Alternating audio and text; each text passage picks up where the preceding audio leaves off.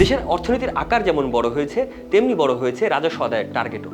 আর যখনই আমরা বাজেটের কথা শুনি তখন আপনি আমরা সবাই চিন্তায় পড়ে যাই আসলে কি কর বাড়তে যাচ্ছে, কি কর বাড়ার কারণে আপনার এবং আমার বাজার থেকে পণ্য কেনা কিংবা সেবা গ্রহণের ক্ষেত্রে বেশি কর গুনতে হবে।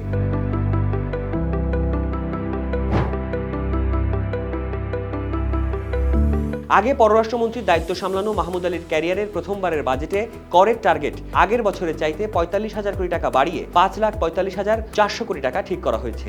আসছে বাজেটে বাড়ানো হচ্ছে না করমুক্ত আয়ের সীমা। এখনকার মতো ব্যক্তির ৩.৫ লাখ টাকা পর্যন্ত আয় থাকছে করের আওতার বাইরে। তবে যারা নিয়মিত ট্যাক্স পরিশোধ করেন তাদের কর হার সাজানো হয়েছে নতুনভাবে।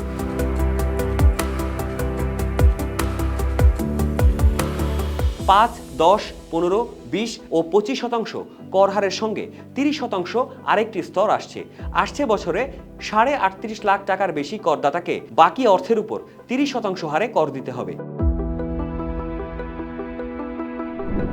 যেহেতু করজাল বাড়াতে খুব বেশি উদ্যোগ দেখা যায়নি, আবার কর প্রদানকারীর সংখ্যাও বাড়াতে IMF এর চাপ রয়েছে, তাই ভ্যাট আদায়ে কৌশলী হবে সরকার।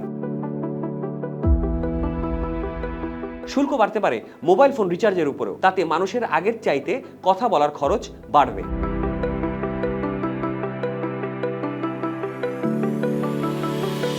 পানি শোধন যন্ত্র বা ফিল্টার মেশিন, শীততাপ নিয়ন্ত্রিত যন্ত্র বা এসি, ফ্রিজ সহ ঘরের বিভিন্ন গৃহস্থালী সামগ্রীর উপর শুল্ক কর বাড়ানো হতে পারে।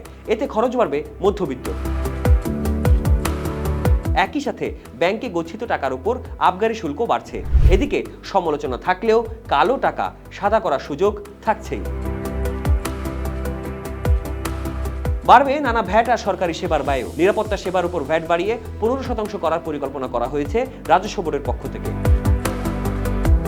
আগামী বাজেটে বাড়ছে টোল, ফি, জরিমানা আর হাট বাজারের ইজারা মূল্য।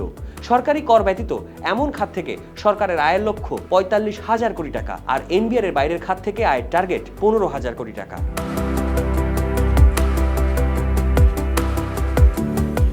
সাদাত হাবিবি সেতু, ১ টাকার খবর।